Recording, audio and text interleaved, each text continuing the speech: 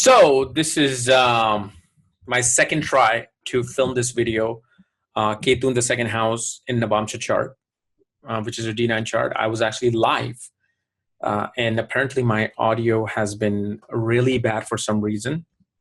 So I'm just recording this on my Zoom, and hopefully it'll be much better. So Ketu in the second house for Navamsa chart, as in what happens when Ketu is in the second house in your D9 Navamsa chart, which is a divisional chart in Vedic astrology related to relationships, marriage, your second half of life, the path of your soul, the path that your soul is supposed to go walk on. Okay.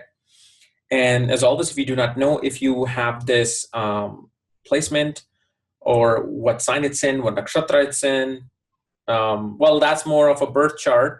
But you really definitely need to know in Navamsa where the dispositor is placed of Ketu. For Rahu, Ketu, you have to know the dispositor. So to know all that, just go to my website, astrologyKRSchannel, in the section below. And on the shop section, you will see that, along with my books, reports, consultations, and link to my school, Magha Vedic Astrology Academy, which is pretty much making astrology walk in a park. That's what I do.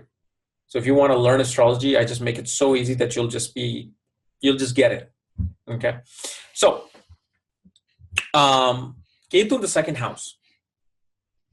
One thing you will notice about Ketu in the second house. Now, again, I do not want to be able to explain this on comment section to people who will say this, well, I don't have this Ketu, I don't have this situation happening in my chart. I have this and I'm completely opposite. Again, I'm going to repeat it. Ketu and Rahu's dispositor has to be seen. Where are they placed? So the level of what I'm saying will either be high or low. It'll be there.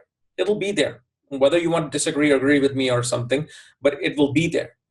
But the level of how much you will feel these things will depend upon the dispositor and the sign of Rahu and Ketu. Okay, so I'm just saying it again. So with Ketu in the second house, a person is naturally worrisome about money, about finances, about their savings. They always feel like they don't have enough. They always feel like they don't have enough. Now, you must be thinking like, oh my God, that means I will not have enough. That means I'm doomed. That's how our mind thinks, right? The very first thing we do is we go there when we hear these things. Well, as an example, I know of an individual who has this in the second house. They're multimillionaires. They make money. They make huge money, but they're always worried about money. They're always kind of like talking about, I'm not making enough. I can't afford to live here. I can't do this. And I'm like, and this was a while back. And I'm like, you're living in, first of all, best neighborhoods in California. Okay. You're making more money than anybody can ever imagine. Some people can only just like watch that on television, on reality shows about the money that you make. You have a great family.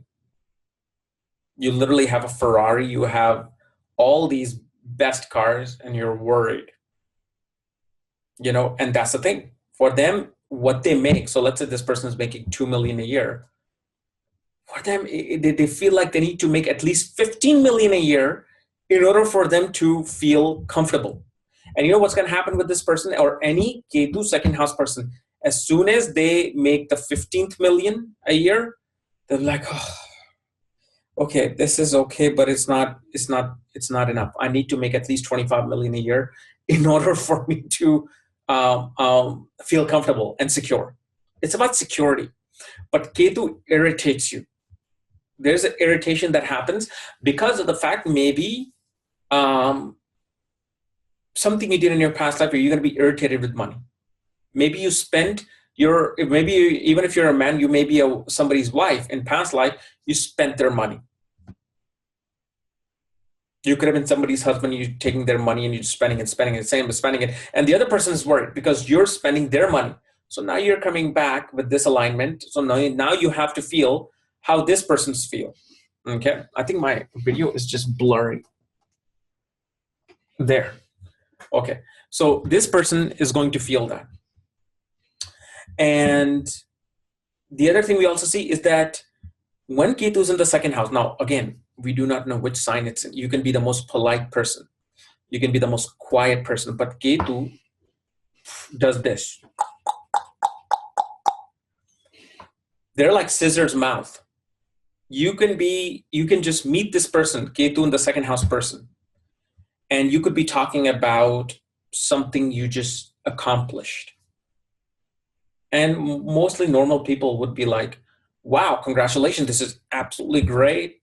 Wow, great. They'll be like, that's not an achievement. That's stupid. Anybody can do that. Why are you crying about, why are you flashing about what you had just achieved? PhD. I know too many people who achieve PhD. They still can't make money. That's how this person, that's how they become.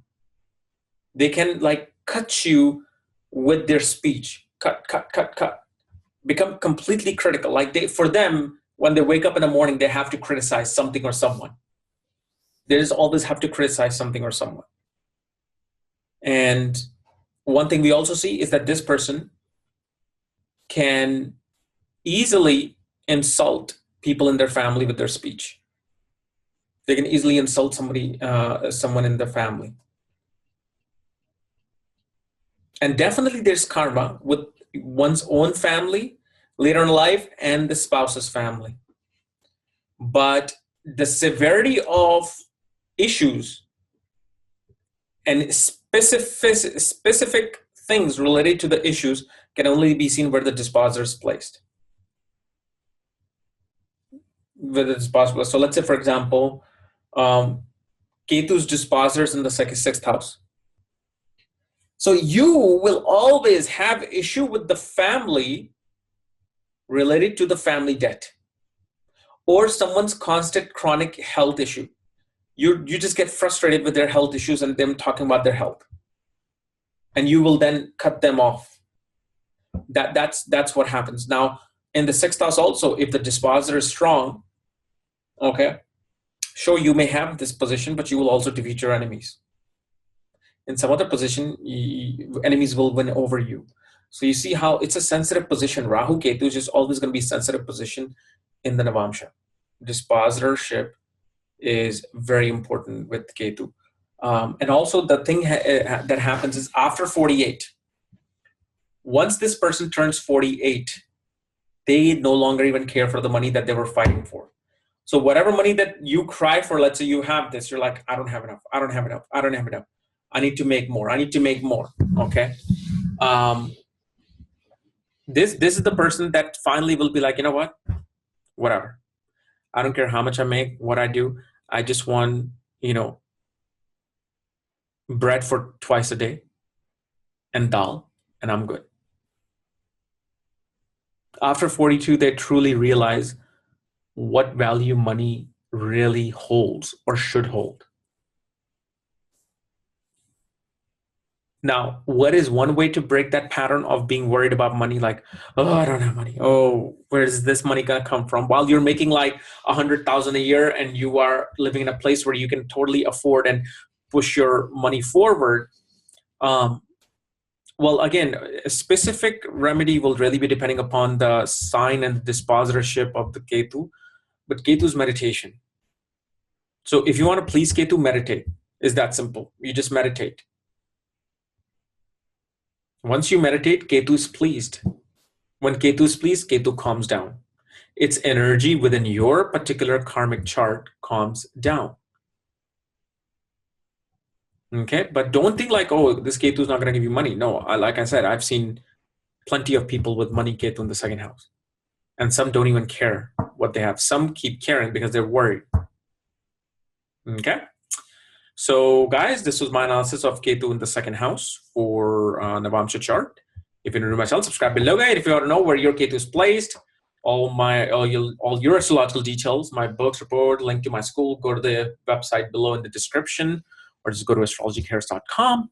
Otherwise, we'll see you tomorrow. Okay, bye.